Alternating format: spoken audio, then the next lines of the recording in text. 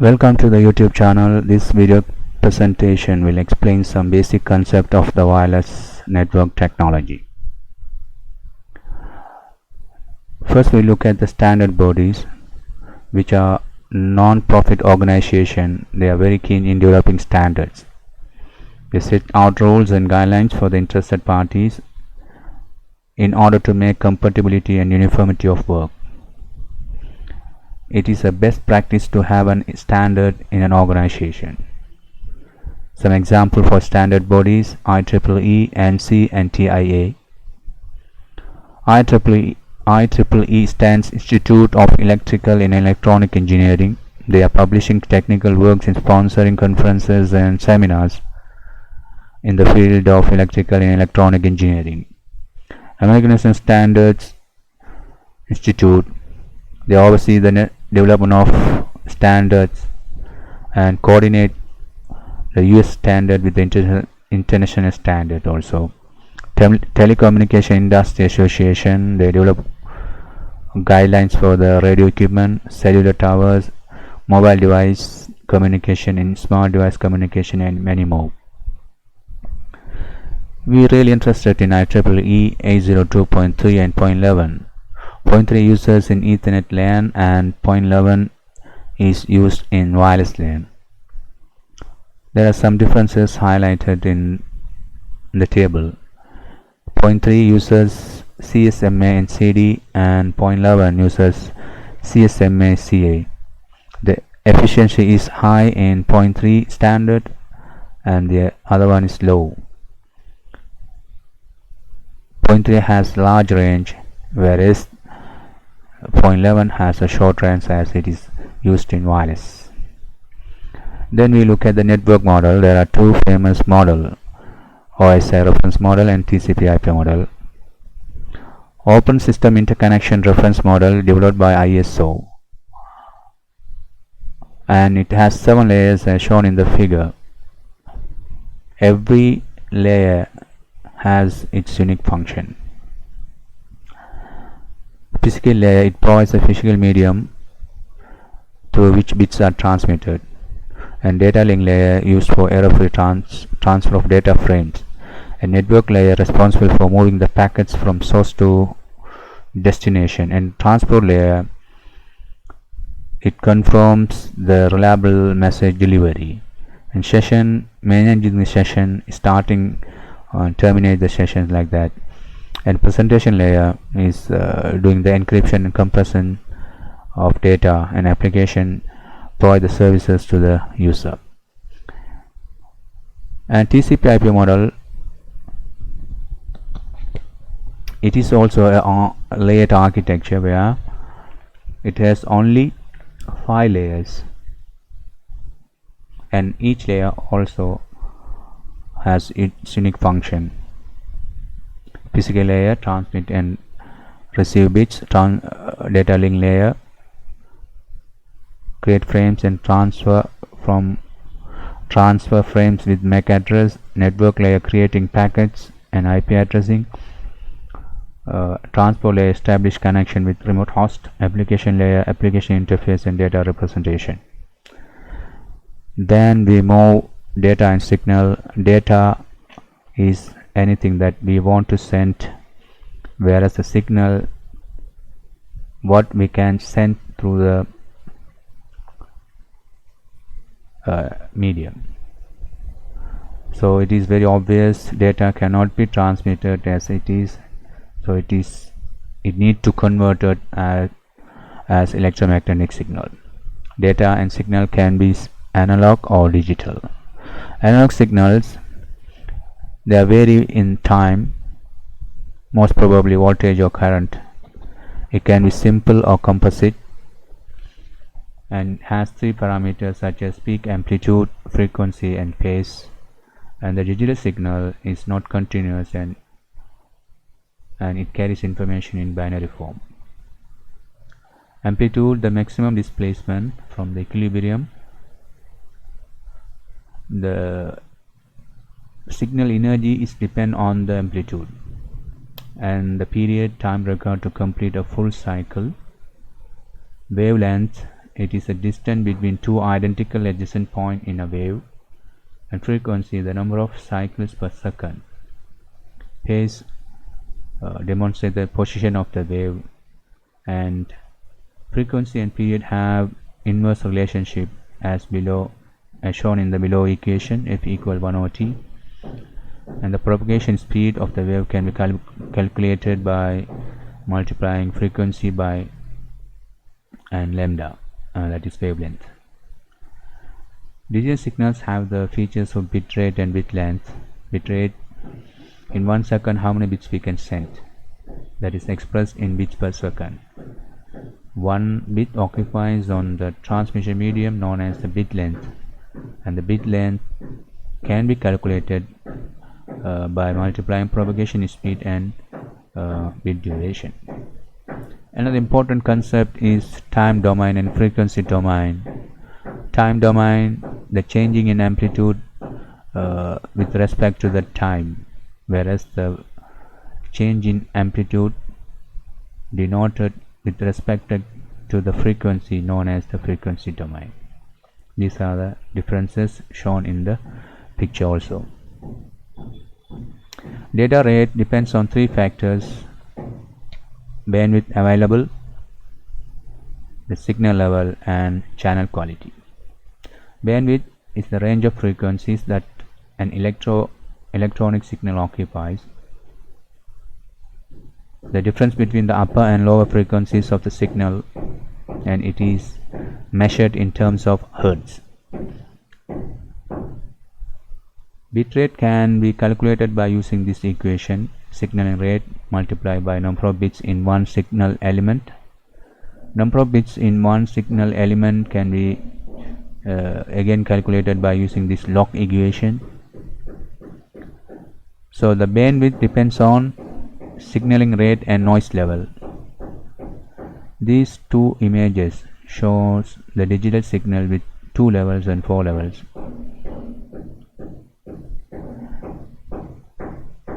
The maximum bitrate can be calculated by using 2 equations, and it depends on the medium. If the medium is noiseless, then we use Nyquist bitrate equation, and if it is noisy, then we use channel capacity equation. Signal impairment can be attenuation, noise, and distortion. Attenuation simply described as the energy loss, and this energy loss is used to overcome the resistance of the medium. And the noise created by unwanted movement of the electrons in the medium. And distortion is the form or shape change of the signal. It is due to the availability of inductors and capacitors in the medium. Another important concept is pulse code modulation. It is a common technique to change analog signal to digital signal, and it has 3 processes such as sampling, quantizing, and encoding. The amplitude of the wave is sampled at regular interval and translated into binary numbers. The difference between these signals, between the original signal and the translated signal, is called quantizing error. This diagram clearly shows the process of pulse code modulation. And the modulation is simply known as the modification. We send the message by modifying the characteristics of a basic electromagnetic signal to transmit message over long distance and to transmit signals from various sources simultaneously over a common channel. This diagram shows how the modulation takes place. And the modulation method will vary based on the input signal. If it is the input signal is analog, the methods called amplitude modulation, frequency modulation, and phase modulation. If the input signal is digital, then terms vary as amplitude shift keying, frequency shift keying, phase shift keying. Amplitude modulation is used in citizen band radios, VHF aircraft radios, where the amplitude of message signal and carrier signals are different, whereas the other two parameters remain unchanged, and the resultant wave as it is sent to the transmitter medium. And the frequency modulation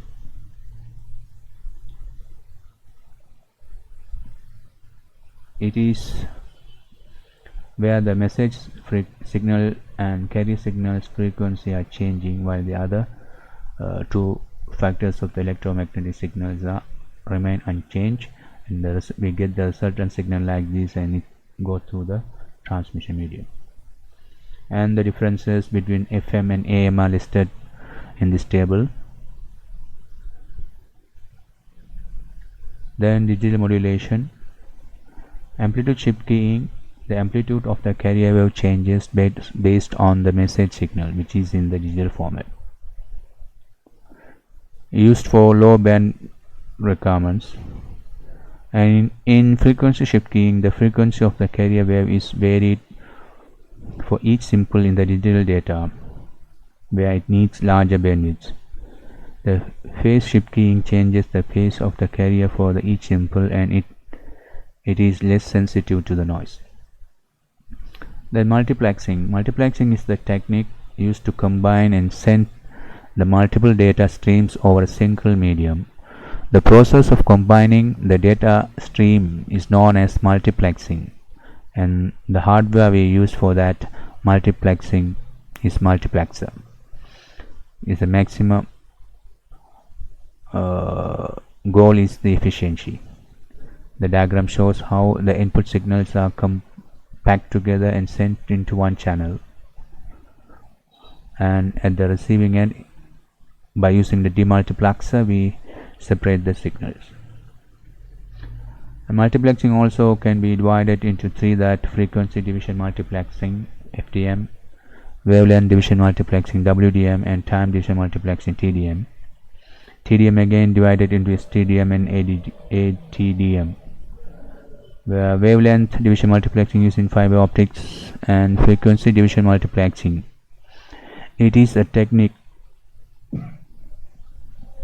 in which the available bandwidth of signal transmission medium is subdivided into several channels and allocate them to different devices. This diagram shows the concept that the common channel divided into sub channels in order to avoid the channel interference, guard band used here, and each channel is assigned to different devices. Whereas the time division multiplexing (TDM), the whole bandwidth divided into different time slots, and each time slot assigned to user, so the user can use whole bandwidth for the limited time. Here the data is transmitted not simultaneously but one by one. STDM, here it designed to make use of the idle time slots. It allocates time slots dynamically based on the demand. Here in this picture, B and C have idle. Sorry, B and D. B have idle and D have idle time, so they don't actually need the channel. So it dynamically allocate the time slots for A and C. That is the difference between the STDM and TDM.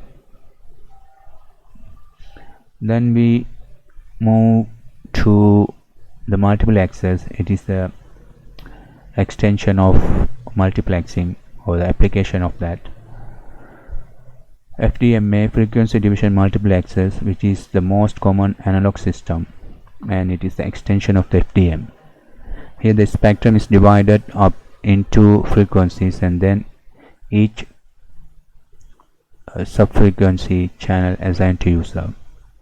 Here also we use guard band in order to prevent the station interferences that clearly shows in the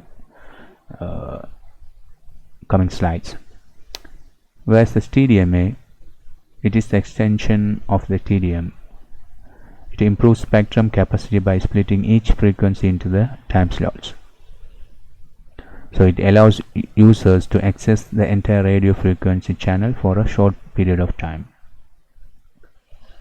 Whereas a CDMA, it allows users to occupy all the channels at the same time because each user assigns a unique code.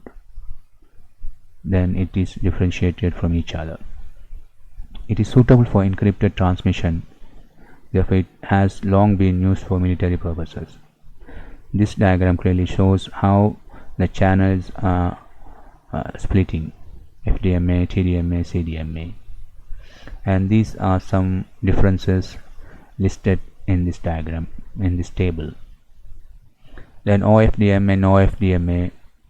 OFDM, orthogonal frequency division multiplexing, is a multiplexing method used for many of the latest wireless and telecommunication standards such as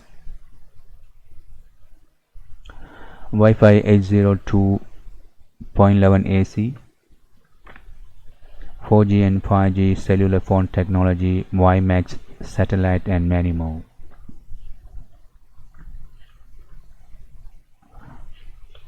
And it is variation of FDM. Here there's no guard band between them, whereas the OFDMA, it is the extension of OFDM. It is a multi-user version of OFDM otherwise, and it enabling concurrent access point communication with multiple users. It uses the standard of IEEE 802.11 AX. This picture shows how OFDM and OFDMA differs. Another important concept is spread spectrum, where it is also used for bandwidth utilization. The green signal, this is the origin signal which has high peak power, however it's a narrow band. This can easily jam and interfere, so we deliberately spread this signal into low peak power and spreads. It is really hard to detect and interfere and jam. That is the benefit here. There are two types of spectrum, such as FHSS and DSSS.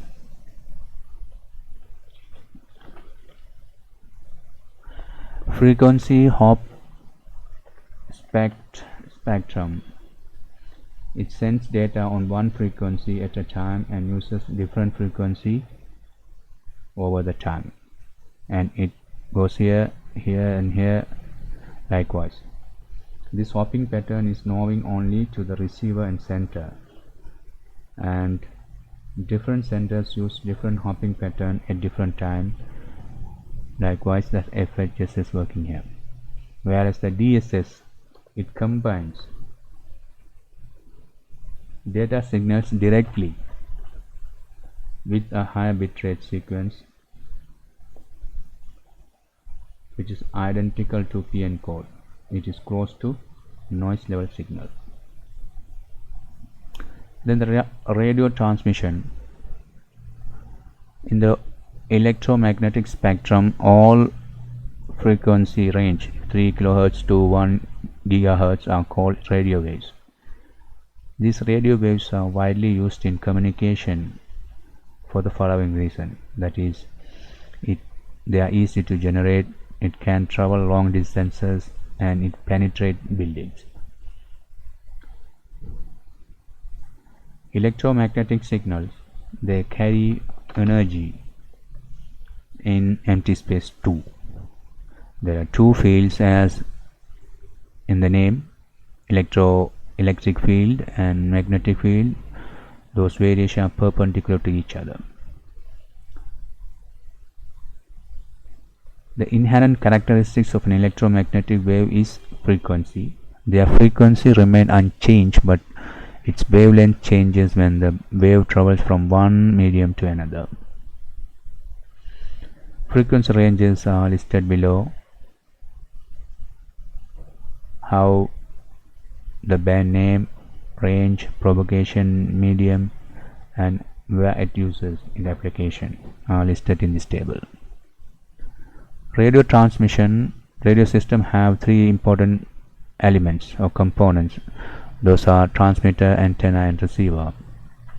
Antenna is a device that is made to efficiently radiate and receive electromagnetic waves.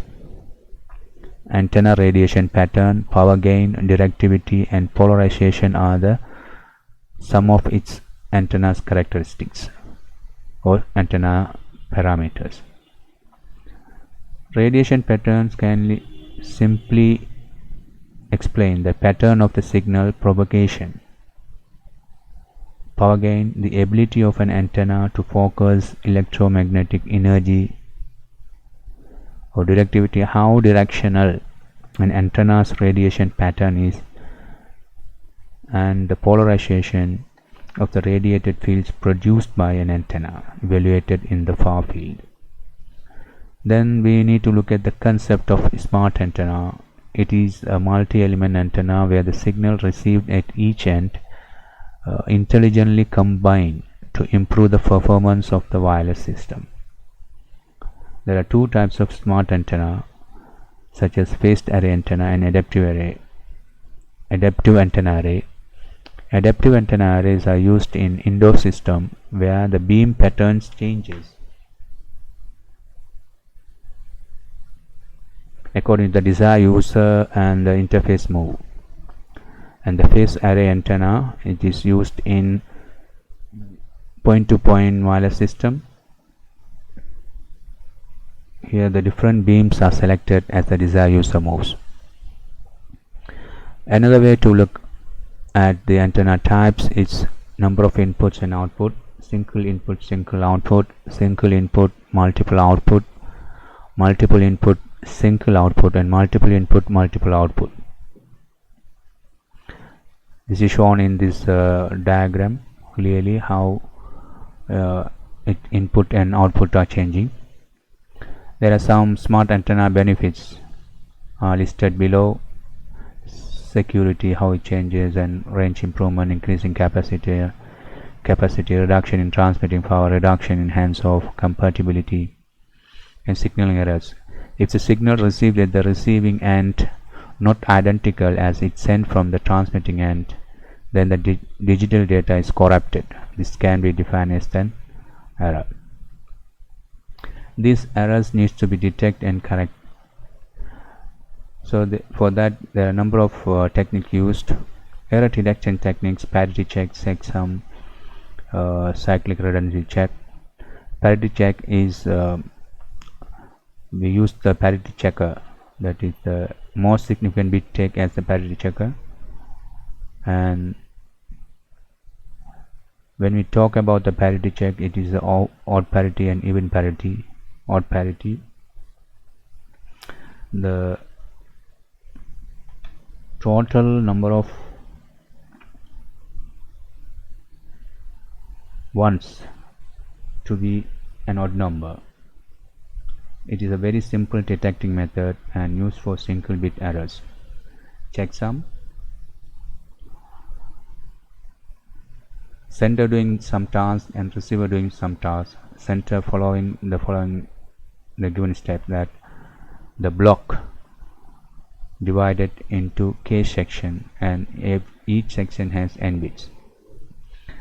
These sections are added together by using the ones complement, and we get the sum also complemented, so we get checksum field. Then the original data sent with the checksum here to the receiver. Receiver do the same again, and they get input bits output. If the result is 0, keep, otherwise discard. CRC, here we get the data bit and divide by another number, we get the remainder. It is called FCS, frame check sequence. The message sent with FCS in the medium. At the receiving end, same division will be carried out. If the remainder is 0, there's no error, otherwise the message is discarded. When error correction can be handled in two ways. When the error is discovered, the receiver asks the sender to retransmit the same data. That is called backward error correction, whereas the receiver can detect and correct errors by using some error correcting code, that is forward error correction. Thank you.